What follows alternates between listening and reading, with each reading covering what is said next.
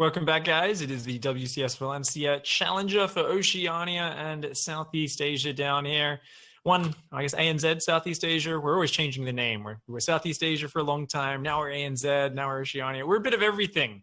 We're the special corner of the world where we have some amazing games, our own flavor, our own scene. I am Pick, and I'm here with Andy. And we're getting ready to cast a ZVZ series in just a minute. Yes, a ZVZ with our old favorite Mr. Iaguz and our European invader, Mr. Risky. The British colonialist and the infested Terran. You know, a lot of people know Iaguz from his candid interviews where he talks about things like how the Australian crowd gets behind him. And the only way he could get them to not do that is by doing something like stabbing a kangaroo. I think one of my favorite Iaguz quotes in a WCS interview. He's also someone who's very blunt, doesn't like to type GGs after games. You know, he's been one of our characters. He's very gruff. Yeah, he's quite the character, man, but he's also a teddy bear. So absolutely. You can't take what he says seriously. It's all bark, no bite. Exactly. Hopefully hasn't been hitting the handicap juice too hard today. I don't think he has, since he did actually wake up for the tournament, which we're already impressed by. So Iaguz has come down, and honestly, I do feel like Iaguz has been revived in terms of his passion for the game as a I'm so happy to hear that, man. I was so surprised when he didn't make the last qualifier because he slept in. That was that hit me hard, man. I was a bit sad about that. I'm like, oh man, like Iaguz has been around since like the beginning of StarCraft 2, like competitive scene. He was there in the beta playing against you in like show matches and stuff, right? And he was always like, a high contender. So, he did make it to the last qualifier, but I guess he just slept in one of those days and something happened. Oh yeah, I think he had to like forfeit a series or something like that. Yeah, that's right. So he had to go straight to the lower bracket, and then you lose one Zerg versus Zerg set and you're out, which is not the way you want it to go. That's exactly what happened. He lost to Mighty Kiwi. So there you go. Thank you, Mr. Insano. I love you. Insano is a legend. He's always got our back. He knows it all, man. And of course, Risky here playing from the UK. You know, I kind of wish we like went to the in-game screen early just so we could see this British flag foot portrait, which he's riding. He's got that there. We are going to be spawning in, guys. It's going to be a Zerg versus Zerg. Risky playing from the UK to the Australian server against Iaguz. It's going to be an interesting, action-packed Zerg versus Zerg battle. Can't wait to see how this one plays out. All right. Here we go. Spawning into Catalyst down here in the bottom right-hand side of the map. In the red, the Zerg player. It is Iaguz. And up here in the top left, in the purple, we have the Zerg player from Britain. It is Risky. I'm so curious to see if Iaguz is going to change his kind of standard game plan and go for, high aggression lane bane. That's what I want to see in this sort of situation. I think it'd be the best thing to do. Yeah, I would definitely like to see something a little bit more aggressive. And that's a pretty fast gas there. Nice fast 17 gas at about 38, 39 seconds. So going to be a gas pool opening. So personally, I used to love this, right? You go gas pool hatch and you do like a 19 or 20 drone Ling Bane pressure where it immediately like gets in your opponent's comfort zone. Like it forces a very fierce response and it forces micro. So that's really cool because it's a way to just get the momentum going, force a lot of interaction between the two players, and really just force your opponent to micro their little heart out. So it's something which, if your opponent has a bit of a disadvantage, you feel mechanically stronger than them, you go for that. You get the momentum started early. Iaguz, though, he plays his own brand of Zerg, so I'm not going to draw any conclusions until I actually see where he's going with it. Yeah, that is a very fair call. He's definitely his own Zerg. He doesn't. Well, we all know what he prefers. He prefers a nice, juicy macro game. He wants to take a late game. He wants a lot of drones early, but I feel like that is just not the way to play against Risky, as we saw earlier in the day. And we did see Hut against Risky. It's if you let Risky go, he can power up pretty nice. He knows how to play the mid to late game, and that's probably a time when the ping advantage may be a little less intense than like the early Ling Bane aggression sort of time. So I definitely recommend it in any ZVZ to try and put on the pressure early.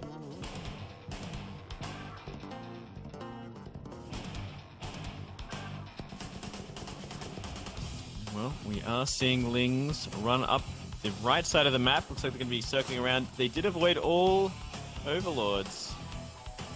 looks of things, we are seeing some Link Scouts from Risky. Yeah, and he's going to come in with a surprise. Hasn't spotted it till just now. You got a micro hard against this nice micro so far by Risky.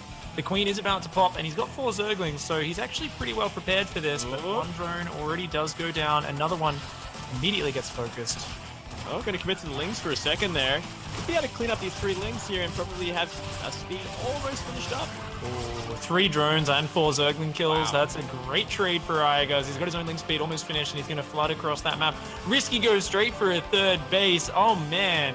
Just unperturbed macro in the face of danger. Might be a bit of an overstep there. The Overlord sees the Zerglings coming across the map. Has Risky overstepped? He's starting an Evolution Chamber. Risky not watching his minimap. He is not aware of this at all. Cancels it and starts a Baneling Nest. Risky getting a bit ahead of himself. Yeah, very, very risky play. A lot of Lings coming in here. Only a Queen to defend and a handful of... This could be it. Straight off the bat, Iaguz has chosen his poison correctly. A lot of drones are going to be going down here, and perhaps the only other Queen. Yeah, this is just huge damage. Very nice play from Iaguz, you know. Just throws Risky out of his element with the early 6 Zerglings, dodging the Overlord. Comes in with the huge Link Flood, and it is full Jerry. Just masses of Zerglings in the base. One of the most timeless Zerg vs. Zerg strategies in the book. Nice pull of the drones with the Zerglings. Nice micro by Risky. Is going to clean this up, but not before 17 workers have gone down. 17 wow. workers. Wow, that is so many. One more to go down. That means he's got 9 drones left over. He does have the Link advantage right now, but Iaguz just has to keep making them. There's no way Risky can keep up at this point. There's a Baneling Nest almost finished for Risky. Iaguz doesn't have one down yet. Iaguz is starting to drone, but hasn't really... Yeah, he's put back on gas now. So Iaguz is just going to keep the aggression on. I love the play. No way for Risky to keep up. The numbers are just too high. And Risky doing his best to use the Queen, to use the drones to help out. Going to try and pull the workers into the fight, trying to pull them away at the last second, but there's just not enough units. Most of his units are even trapped behind the Queen. And Iaguz, with a very clever usage of the early Ling run by into the Ling Flood, surprise. Risky caught with his eyes off his minimap there, putting down an Evolution Chamber in a 3rd base when Lings are flooding across the map. Nuh-uh. Iaguz shuts that one down. And I love the mind game there. I mean... I love it, man. Do you think he expected gasless play after the 6 Lings, Andy?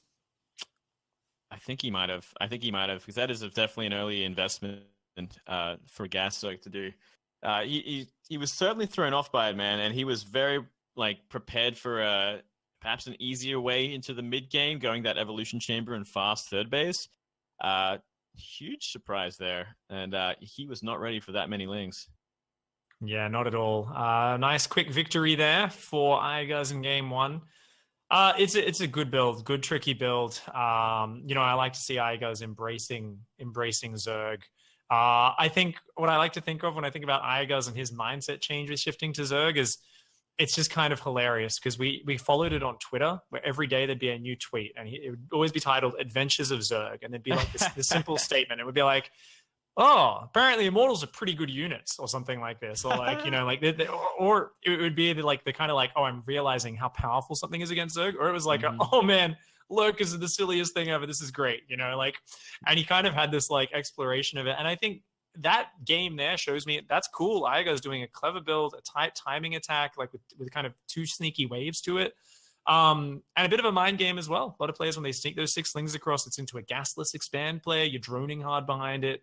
And Risky, I think, just basically made the hard read incorrectly, where he was like, I think that's happening. Drop a 3rd, get my own upgrades, let's go. Drones. And then out of nowhere. He must not have been watching his Overlord, man, for when those Lings ran across the map. He did not react until just a little too late as well.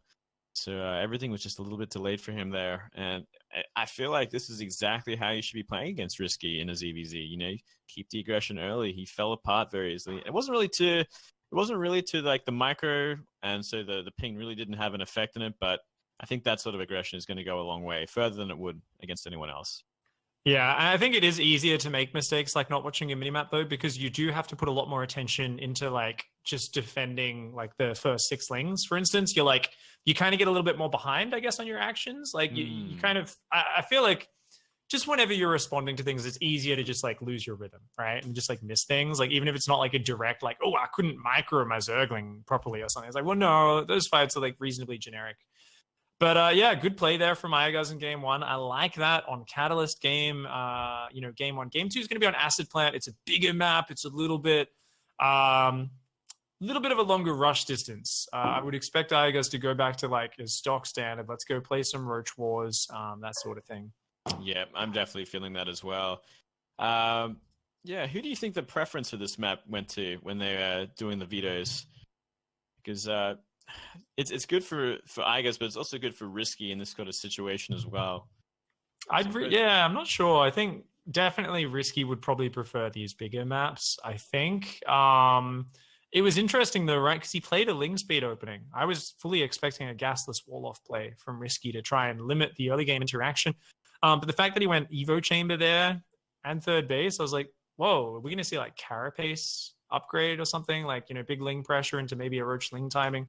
May have been a reaction to what he thought Iaguz was doing. We'll have to wait and see what he's got in game number 2. But definitely expecting Risky to probably want to just fight in the either Roach War stage or even like the Hatch Tech Roach Ling timing stage. I feel like that's where you're not as harmed by the latency, able to probably have some very tight game plans and hopefully dictate the pressure of the game. Yeah, well, we'll soon find out. Countdown begins as we load in the Acid Plant. Oh, man. Very quick game one. Hopefully it gets a little fleshed out. I want to see some Roach Wars this game. Yeah, I wouldn't mind even a Mutaverse Roach Hydra or something like that. It's going to be cool to see where this one goes. We are launching into map number 2. And down here on the bottom right-hand side, guys, representing OSC Elite, the Red Zerg, hailing from Australia.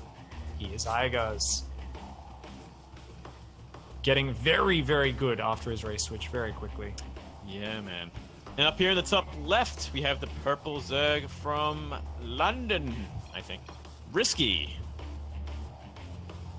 And definitely showed us some amazing games earlier today. And, Risky was so close to 2-0ing Hut. It was so close to taking him out. And then, man, yeah. I thought that I was ready to call the game. I was ready to call the game in that second game against Hut. Like, he was just so on the back foot, so controlled. But I found a way, man. And 2 racks to finish it off as well. It's always a frustrating one. Of course, that's his style. And, Risky was well prepared for it in his games, but couldn't quite hold it off in that final one. Here, though, up against Iaguz, it's Zerg vs. Zerg. It's a different story. And I think we might be seeing, Iaguz just go, hatch cast pool. Very straightforward on the big map. That's what I fully expect from the guys. And Risky, on the other hand, is going to be going for just a slightly later gas, but otherwise a very safe, straightforward hatch first opening as well. So gentleman's agreement for the early game. No crazy shenanigans. And we get to see the beginnings of a macro game. Oh, man. Yeah, I guess the map is just a little too big. It's like, you know what? We can probably do without that early aggression this game. We can just sit back and take it to 3 base and maybe make a whole lot of roaches.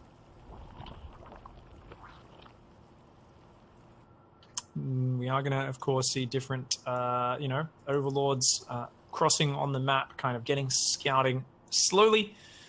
One of those patches we don't talk about much was when the overlords did get that 7% increase to movement speed.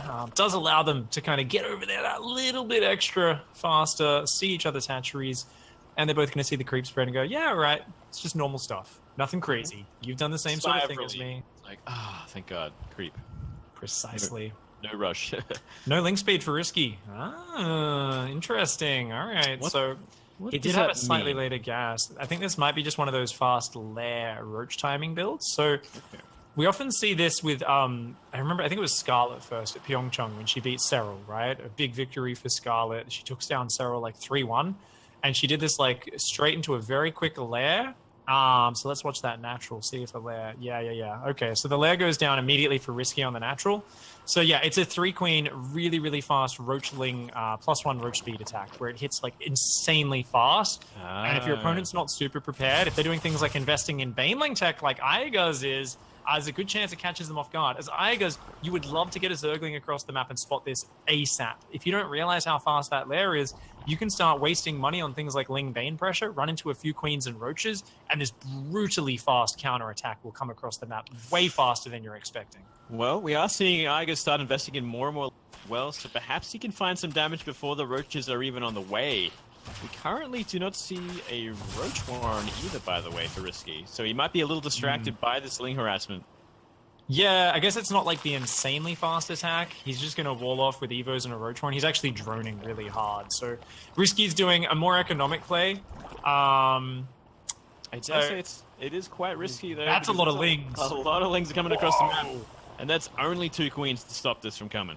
You got to focus the Roach Warren here as Iaguz. If you focus that Roach Warren down, there's nothing Risky can build to reinforce this other than slow Zerglings. I think as Iaguz... Oh, nice! Just go for straight it. through. Wow, good positioning by Risky on those queens. That was a very nice... And he re-blocks! Wow, well done. Ooh, very nicely done. A lot of drones, though, are going to be going down. Yeah, he's got to hold onto this wall. Slow Zerglings popping out. Roach is starting to produce. I think Risky might be hanging on here. Wow. Wow, that was sick defense. He's got the upgrade almost halfway done. If he can, Iaguz is just going to keep going. He's going to try and take out the Roach Warren, but Roaches are already going to be out. You know what? This could work out for Iaguz if he can get rid of like the +1 upgrade as well, but otherwise I think this might be an overinvestment. I think you might be right there. These Banelings are going to have to do the job. We do see a Transmutes go down. 2 Banelings coming in here. A lot of Lings following this up. Now to get through the Queens and those 4 Roaches. Another Transfuse. I don't know about this, Mr. Pig. Perfect hold by Risky. Honestly, that was about as good as it could go for him. Really great position for Risky. Yeah, he's down a few workers. When you've already got this many Roaches out, you don't have to worry about anything. And look at it, he realizes I've had to invest in so many Zerglings. Oh, I don't want that to be dead weight. He's starting Ling speed. So Risky's like, I'm probably just gonna, redrone a little bit. I think we will see no Roach Warren down just yet. Ooh, Risky. So you gonna swap into Spire. Oh my lord. I was like, you aren't going to do that, are you? That is the trickiest play. That is so cool. That is super tricky, man. And I guess he's got the gas to do it. He's got 4 gases going right now, though he needs to start droning up those the natural ones. Because he is quite lacking in the drones there. Yeah. This is super tricky, man. And I guess he does have the space to do so as well with +1 Roaches blocking the way for these Lings. Iaguz kind of just recovering from his early aggression. It's going to really catch him with his pants down. Okay, yeah, these Zerglings just zoning around right now for Iaguz, but as Iaguz, you're like, yeah, he's rebuilding the Roach Warren. He's going to go for +2 attack and Roaches. All right, I got to catch up. You can see Iaguz is like, okay, let's get my own +1. Let's get my slower Roach tech, but I'll try and use this fully saturated, economy to catch up. Like the 3rd base already has workers on it for Iaguz. He's up in the workers, but he's got to kind of realize what's going on. And seeing the Ling speed might be the first tell, but it's very hard to connect the dots and immediately know, oh yeah, there's a Spire behind this. Yeah, he's got to figure this out quick, because the Spire is just about to finish. Look how many Overlords there are on the map as well. They get very juicy targets for those nut-nuts. He can only make... he can make 8, almost 9 with the gas he has as well. That is going to be huge if 9 come out of nowhere. That's going to take a base for sure, at least. It's going to force Iaguz to counterattack and try and keep those mutas back. Risky just trying to keep him busy right now. He's trying to create threat more than anything. He doesn't want to actually commit here, and he's got to be careful because Roach speed is almost ready for Iaguz. I think Risky's overcommitting just a little bit here, but it's doing a good job of scaring Iaguz, so I like it. As long as he keeps these units alive, that's kind of nice. And here we go. The first mutas coming out. He's only showing them, but there's only 3 out right now. I guess he knows he's got to start wailing on these Roaches. They're already pushing out. Yeah, he's got to use the mutas defensively. The Roaches are just going to be sacrificed by Iaguz. He says, all right, just move across the map. See if I can overwhelm you with what I've already got out. Nothing here at the natural. He's going to be going for a base trade, perhaps, though he is turning around his Roaches as well. So Iaguz is going to be finding a lot of damage, trying to ignore the mutas as quickly as possible while he goes into Hydras and Spores. Really well played by Iaguz. Roach speed is finished here for Iaguz. It's actually really hard to focus fire Mutalisks on these Roaches, especially with the latency there that Risky's experiencing. His own Roaches are coming back. They are getting overpowered. Iaguz has already done big worker damage, and he's building more queens behind this. Oh, man, that's a lot of damage for Risky's economy. That is a base of drones gone. He is half the drone count now. He has made the Spores. He's got the Hydra Den, upgrading Hydras, making queens. Iaguz is in a very good spot. He just has to weather the storm now of Muta Harass. I'm a little bit worried because there's no creep between his bases, though, and he doesn't actually have a lot of drones on his 3rd. So, I mean, this is still a good position for Iaguz, don't get me wrong, but that's a lot of mutas. Like, this is not like, oh, I've got 4 Mutalisks out. That's 13. And if they can pick away, do damage, Risky's got so much time to drone here before the Hydras get threatening. And since there's no saturation on the third, Iaguz doesn't have the monster economy that would overwhelm. He's got an economy that's got one timing, one big Roach Hydra attack. And if that doesn't work, like, Risky is totally back in it. And I feel like Risky, yeah, the Mutas are doing it, man. Mutas is doing good, man, but I'm loving this counterattacking by Iaguz. Get 8 drones with 3 roaches is huge as well. Finding a way to just keeping himself busy, keeping the harassment going as well. Those cheeky 3 roach attacks are so good in this sort of situation. So move. dirty, man. But yeah, as you said, those Mutalisks are the big problem, and they're finding a lot of Overlords, a lot of easy kills because there wasn't enough spawns up. Yeah, Iaguz is now droning a little bit, and that's what I was talking about with, like, you really want to normally try and drone against Mutas while you're doing that sort of roach attack. I feel like if Guz had just 10 more drones out, this would have been such a smoother transition for him. As it is, Muta's trading a little bit on the Hydras. Hydras don't have that movement speed upgrade going just yet. Iaguz very starved for gas right now. And Risky is just saying, you know what? Let's just go Roaches and Ravages. I've only got 53 drones. But let's commit to these Roaches and Ravages. Let's try and get the big Roach Ravager defense on. Because he knows if he stops this army, it's going to be good. He's seen there's not that many drones on the third base. Unfortunately, does lose a few Mutalisks to the Hydras. And both players tied very close here. Ooh, good catch on the right-hand side. Yeah, very well timed. Cheeky 4 Mutalisks. And we are seeing those Hydras. That's an awful lot of Hydras, man. How many Mutas is that, Glade? You said 4. Bam! Disappearing trick. The Hydras, like, with those attack upgrades. Damn. Very powerful. Yeah, they evaporate into thin air. Does Iaguz just wait for +2 here? I would almost like him to press before +2, but I guess, I mean, you got so much damage output, you're kind of at that point where you get the critical mass of Hydras. And, you know, he's doing a good job of trying to just keep Risky busy with these little roach attacks, but I don't think he wants to bleed out too many of those. And now he swaps back into drones, and I'm not sure if I fully agree with that from Iaguz. I feel like he's being a little bit indecisive. Do you think there is a timer for Iaguz at this point? Is it Iaguz the one that has to sit back and kind of enjoy his tech lead and just play it from there, or is it Risky the one that's got to push the issue because he went for the Mutalisk and now he's going into Roach Ravager? I think Ravagers are actually like almost better than Hydralisks, borderline, just because of their flexibility. Like, yes, if you fight in a big open concave battle, Hydras are better, but defensively, Ravagers can hold off Hydras forever. Like, oh, wow. That shaves off enough for him to not worry about them anymore. It's like a true Terran player maneuver. I'm going to just move these slow Hydras up here as if they're Stim Marines and cut off your Muta retreat. Actually manages to make it work. They're flying back over. Yeah. He's going to go for a 4th now. I just feel like Iaguz could have pressed his advantages a bit more, but he's doing what you said, Moonglade. He's going Lurker Den, Infestation Pit, OV Speed, and going for the 4th. But you can see he's down in supply. Like, Risky's got such a scary army right now. If he gets a good angle, lands some good corrosive biles, like uses his mobility to slide some roach counters in. Like, imagine 10 roaches hitting the north side. Bam, free Hydras, free 4th base. Like, if Risky uses his mobility correctly here, it's going to be very hard for Iaguz to hang on. Do you think he's waiting for that +2 before he does decide to engage? I'm getting that impression right now. He is rotating up to the north, but Iaguz is sitting on that +2, so his roaches are going to have the advantage in the trade-off, but the supply difference is pretty considerable right now. Yeah, he's definitely waiting for that +2, I guess. He's got 25 seconds on it. This roach counterattack on the left got spotted by an Overlord, gets shut down. Iaguz with a very nice split off. He can then send that roach counterattack across the map and actually do his own counter. And now here we go. Risky gets a pretty good position. I don't know about this. Iaguz is a little bit choked, but there we go. He gets in the open, and oh man, the corrosive biles are actually a little bit too stacked. The Hydras are kind of in front though. They're very exposed. That's Iaguz's firepower, and they're going down very quickly. The Ravagers doing work here, and this is that mobility. The positioning can be so powerful for the Roach Ravager. I think Risky's just going to bust his way through. I think so too. That was an ugly first engagement. Man, he had the all towards the front of it, and a lot of roaches at the back. The 4th goes down, and just a bad trade in general. Lurker Tech has finished. The Lurker Den is done. 5 Lurkers on the way.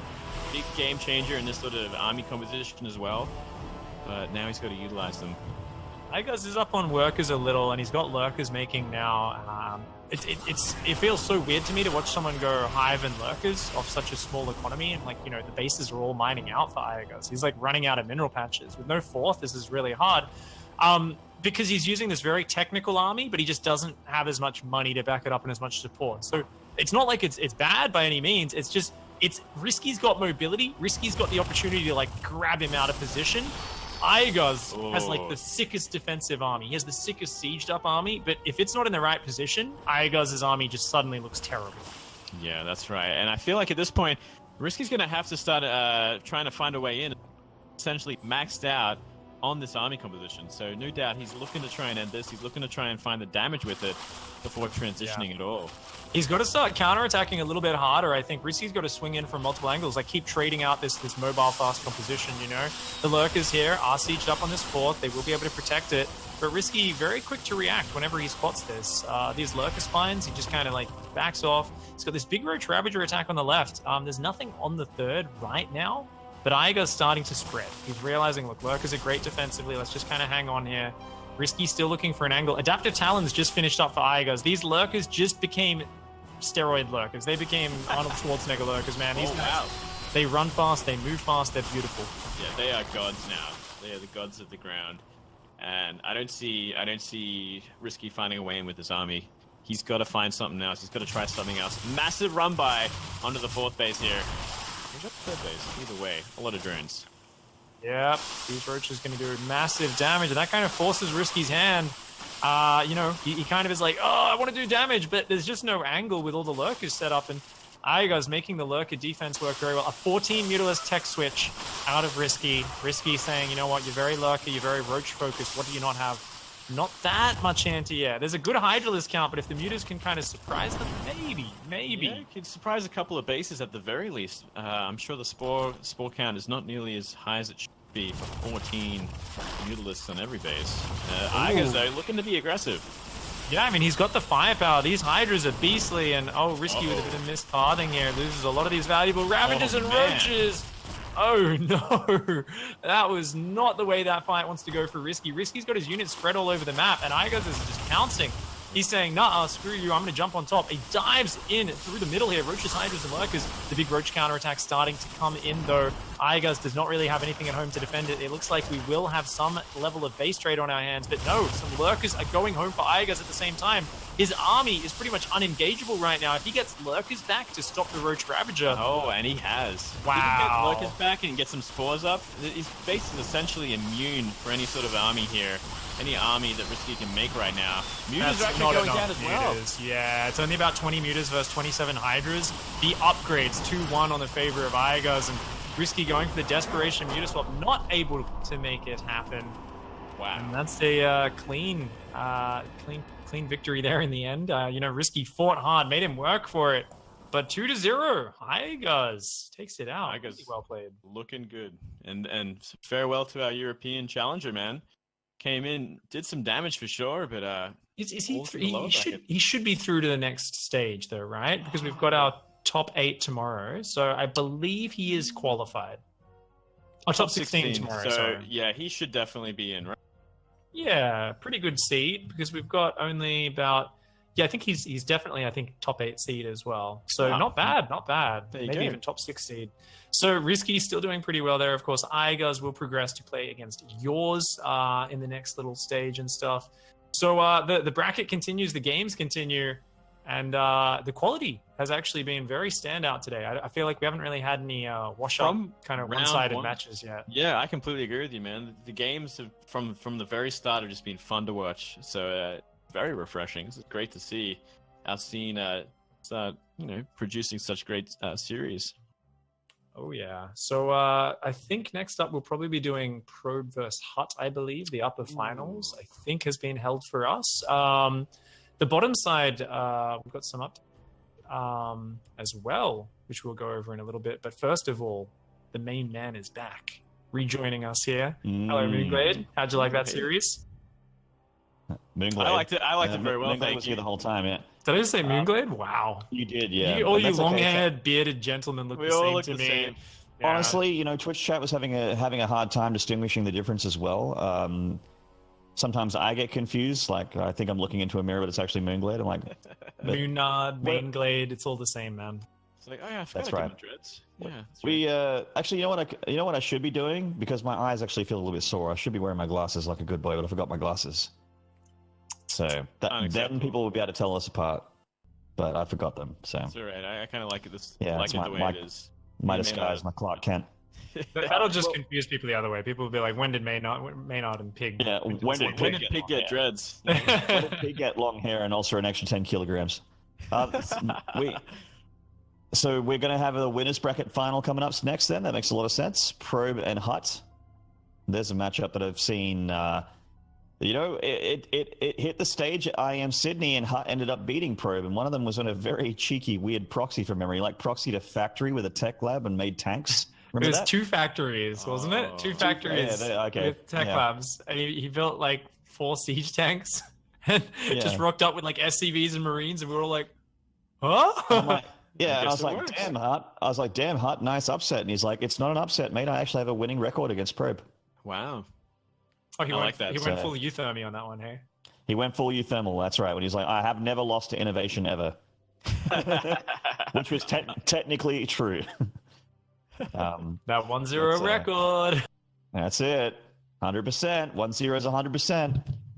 But we're going to Probe Hut next. It's going to be a PVT. Now, that is a matchup that you don't get to see enough in this region. I'm really, really excited for it. That and PvP, man. But yeah, PvP is the rarest. That's bee's knees. That's Is it bee's knees or is this like a blessing? Just joking. JK LOL Moonglade JK, 2018. well, Well, you know what, man? If my GSL predictions come true, as much as I'm a Terran fan and I love Maru, I actually think Classic will beat him today, and I think we might be having a PvP GSL Grand Final. Do you know that? ooh, Tell me I'm wrong. Tell me I'm wrong. You look me in the eye. You tell me I'm wrong. I could never say such a thing to you, Maynard. That's right. That's what I thought. I mean, Classic's PvT is too good. I feel like a PvP between Classic and Zest would actually be a very exciting final, to be honest, because I think they're actually, a lot of people would favor Classic, but I think Zest's PvP is really quite nice. I think it's quite good. He's also a beautiful man, so the more of Zest, the better. Damn straight. Well, we're gonna face Pig out of this group here, and we're gonna just have me and Moonglade casting this bad boy. We got ourselves that PvT as aforementioned. Probe versus Hut, Legacy versus SYF, a rivalry as old as time. Well, as old as the last year that Legacy's been around, and the last maybe 2 years that SYF's been around. But hey, that's quite a lot of time in esports. That's a long time in esports. That's Right? like 20 years. Exactly. I'm excited, man. I this is probably like a very important match for Probe as well. Kind of reclaim the throne, take Hut down a notch, and just say like, "Yo, I'm back. You ain't getting that on me again." I'm looking for those factories this time. Well, this is actually the map where it happened as well. Acid Plant being our first map in this best of 3, where best of 3 is the whole way through. Been here since 2014, apparently SYF has. So I missed him by a couple of years. I gave him 50% of the years that they've actually been around you're for. in Sano's bad books now, mate. Well, you know what? I'd love to see what he does about it. All right, countdown's about to begin. Players are ready.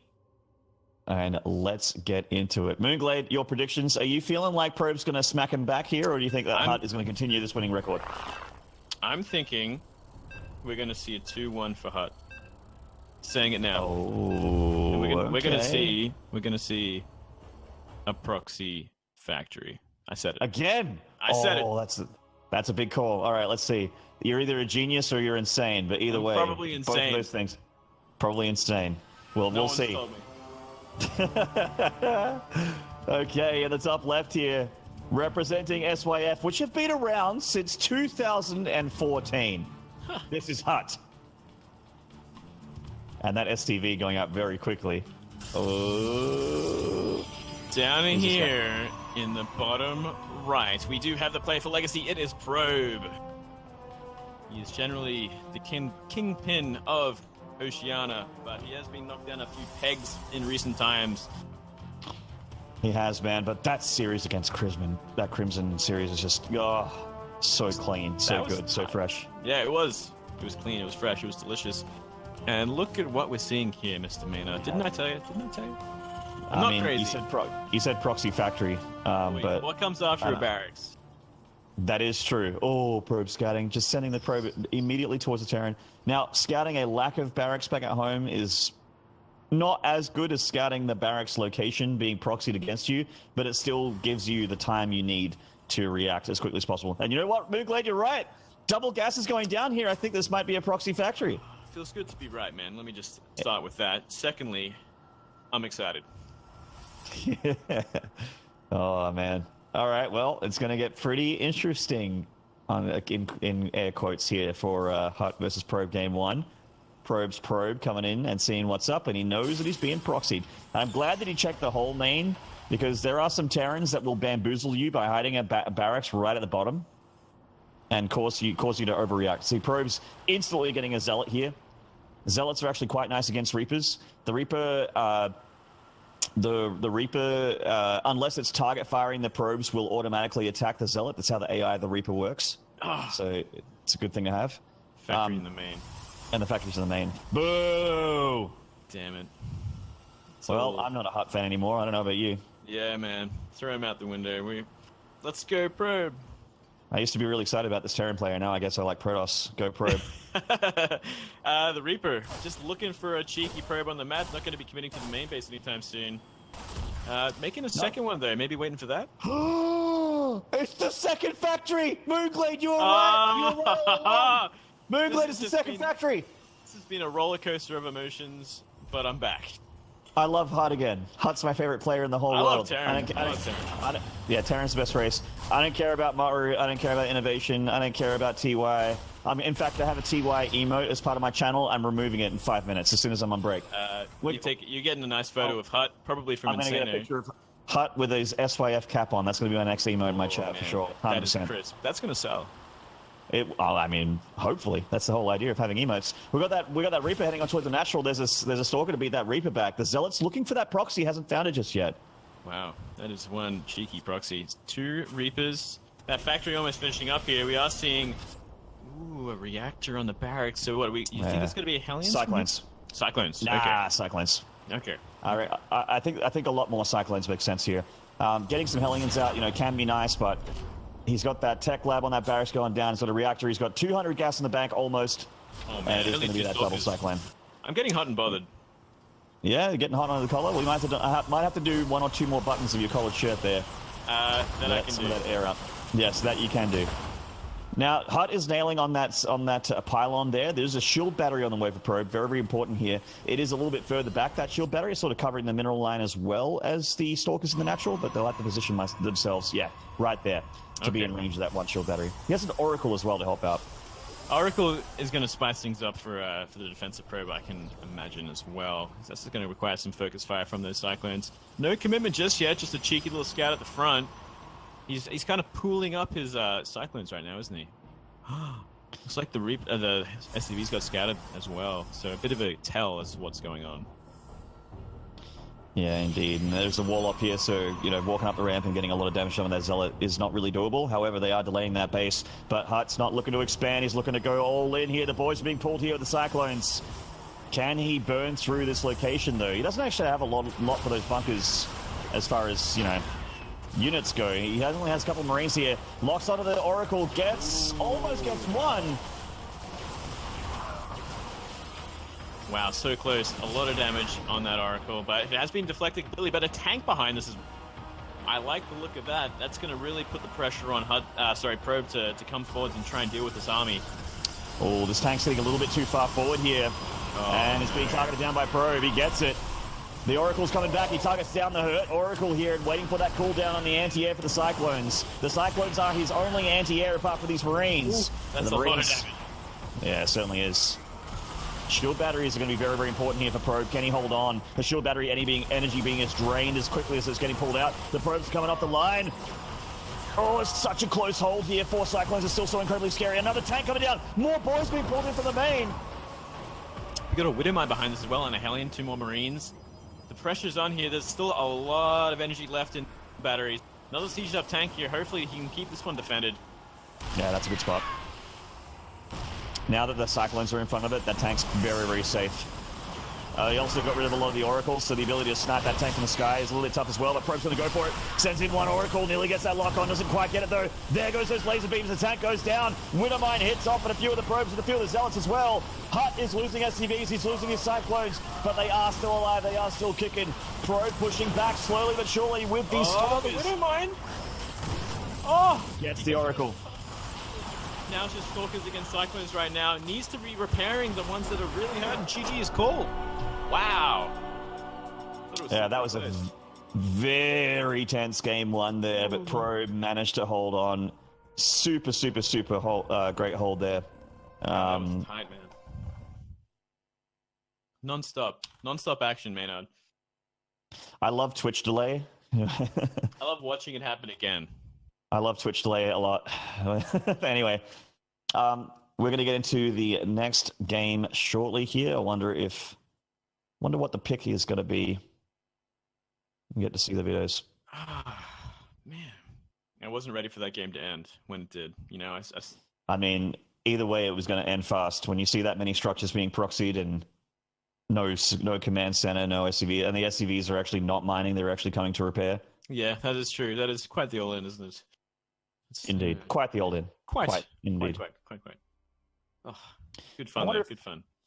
Hut can definitely play a regular TVP against Probe. He's done it before. He did it in last season's Challenger. So I wonder if he goes that path for Game 2 or if he tries something a little bit dangerous again. Does he really need to try something dangerous though? Because I feel like he should have the confidence to have a full-bodied game against Probe at this rate. He did knock him out. A full-bodied game. A full-bodied game. I'm talking head to toe, mid to late. I think he can do it. I think he can go toe to toe with Probe.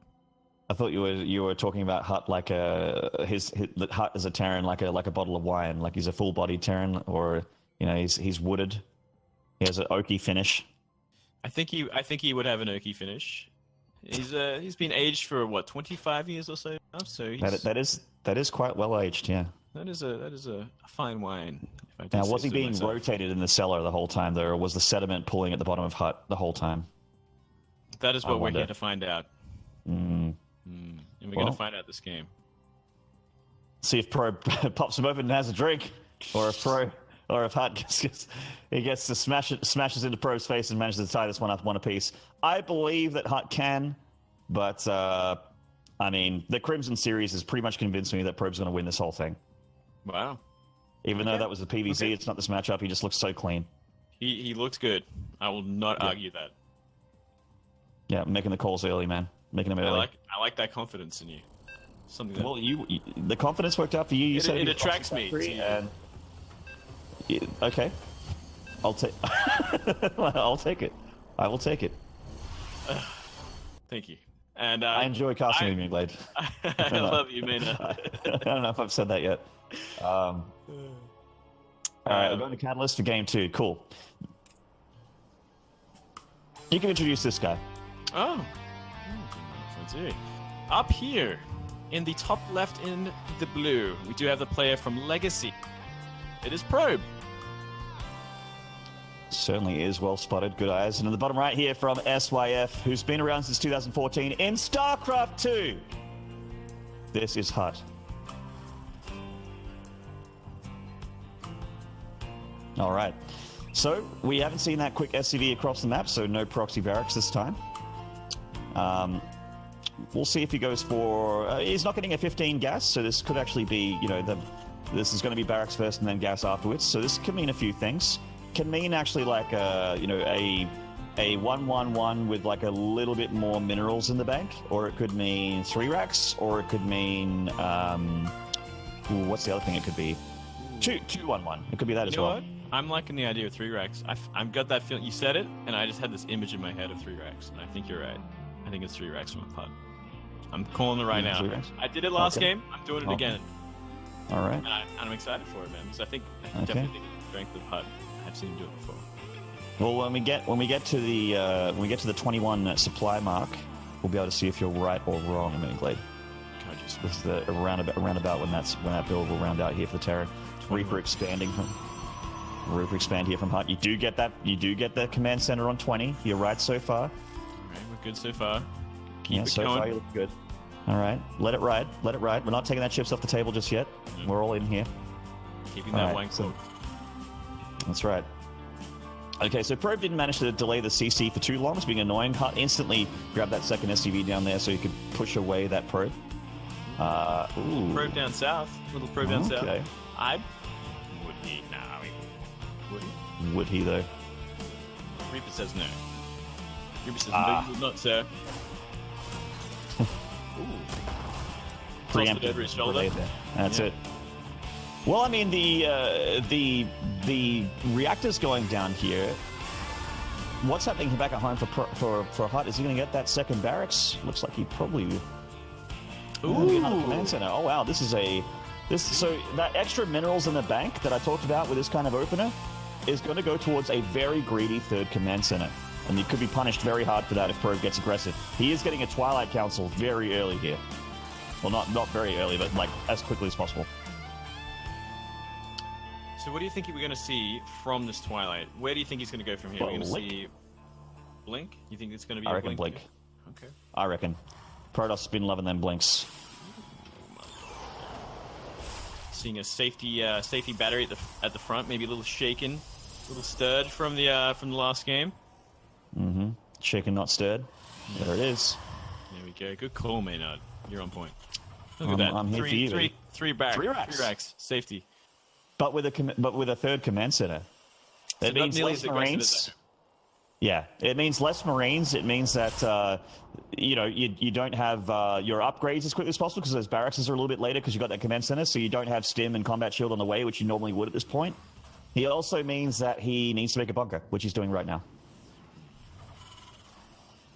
So it's really going to come down to, does Probe identify that really fast third CC early enough, and is he going to be hyper aggressive because of it?